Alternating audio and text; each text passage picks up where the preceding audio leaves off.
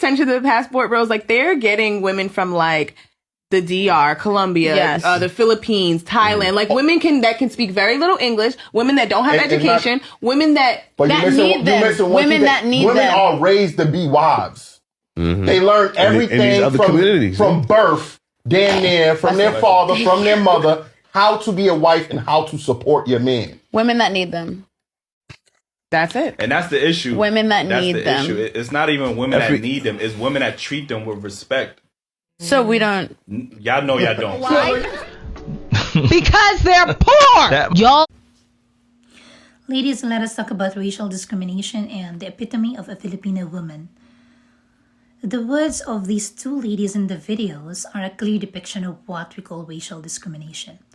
It is so sad to hear this kind of words from someone who came from a background that fought so hard against discrimination because of their color, origin, and previous status in the society. So according to the United Nations International Convention on the Elimination of All Forms of Racial Discrimination is any distinction, exclusion, restriction, or reference based on the race, color, descent, nation, and ethnic origin, which is the purpose or effect of nullifying, impairing the recognition of the enjoyment of exercising equal footing and freedom to exercise human rights in terms of political, economic, social, and cultural differences. So with this law, it also states that no derogation against racial differences can ever be tolerated or accepted regardless of the justification. That is by principle of what we call jus cogens. And by erga omnes, we are all obliged to comply or respect other people's rights regardless of their color and racial background. This is further incorporated in the Articles 2 and 8 of the U.S. Committee on the Elimination of Racial Discrimination. So we should be very mindful every time that we make statements that could be derogatory against a certain race or color. So these women don't have the right to discriminate other women from other nations just because they feel so insecure with their men favoring them over their own kind. They're not even in the position to judge their own men.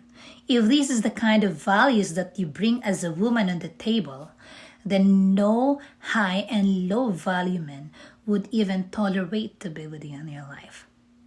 Now, Filipinas are raised to be wives. Yeah, we are raised to be wives.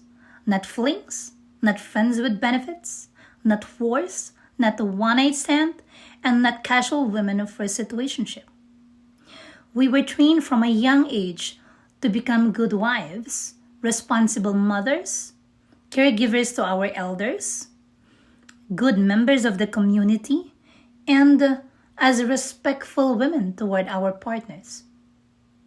So with this kind of training, that includes being submissive in a respectful way to our men. That does not mean that we are becoming their servants or maids, but it's all about treating them as kings, as leaders in the household. So this is with due respect with the sanctity of marriage, respect to the sacredness of the family, and thanks to our spiritual background and belief system. You have our Genesis chapter 2, verse 18 to 25 to support that. And for our Filipino Muslim women from Islam, it also states that obedience and subservience of the wife towards the husband is considered as a wife obligation. In short, it's godly doing it. So as partners to our kings, we act as queens on the chessboard. That means we protect, we support our men in a way that elevates them to become their masculine kind of person. This is not simply for them, but this is in benefit of the entire family. It is hard to become a Filipino woman. You're doing all of these things while at the same time taking care of yourselves. We're not leeching off and depending on our men. We are trained to become providers, to to become pillars. We're not gold diggers. We get and earn our own gold with our own sweat, blood, and tears. That's how it is for us.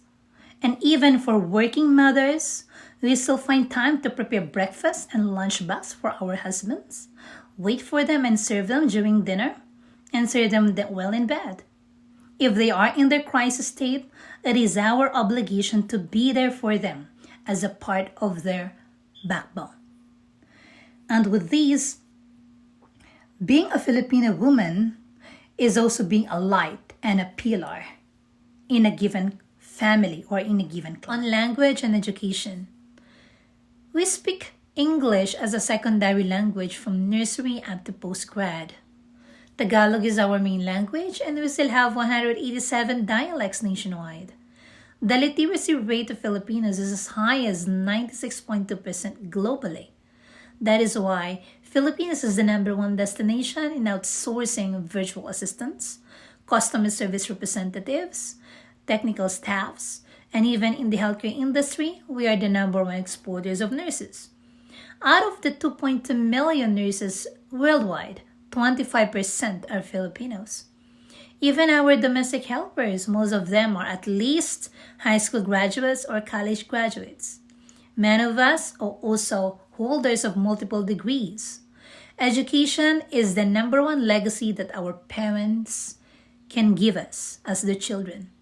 So everybody works hard to see to it that everybody is kept afloat in finishing at least 1 degree in the family.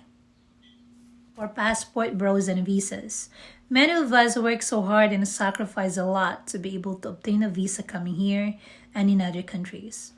Few of us happen to be married to Americans and happen to be petitioned coming here as their wives. But ladies, rest assured that those Filipinas, they have given back the favor to their men 10, 100 times, 10,000 times more by treating him well and becoming a good wife. So, if you're going to consider it, having a Filipina as your partner is indeed a very good investment, a quality one, so as to speak. And while a lot of ladies are busy beautifying themselves, putting on long false eyelashes, busy with their long fake nails, and strutting the latest fashion trends, a lot of Filipinas are busy burning their asses on the job. Many of us work 12-hour shifts 6 times a week with the hope of providing more to our family and bringing more to the table. And we like simplicity and hygiene. We don't mind not wearing too much makeup or being on the trends when it comes to fashion, but we do mind taking a bath at least 2 to 3 times a day. So during cold weather like winter, we take a bath twice a day. During summer, at least 3 times a day. Some call us as the poor population or poor people, but in terms of values, intelligence, knowledge, we're very rich. So rich that some idiotic individuals cannot even afford to be compared to. So before we're going to compare ourselves to other races, let's reflect back into our own ignorance and biases. Stupidity and ignorance can just take you so low, at least of a class. But perhaps there are instances that the stupidity could be so profound that it cannot comprehend what class and manners mean. Queens, let us uplift queens. Thank you.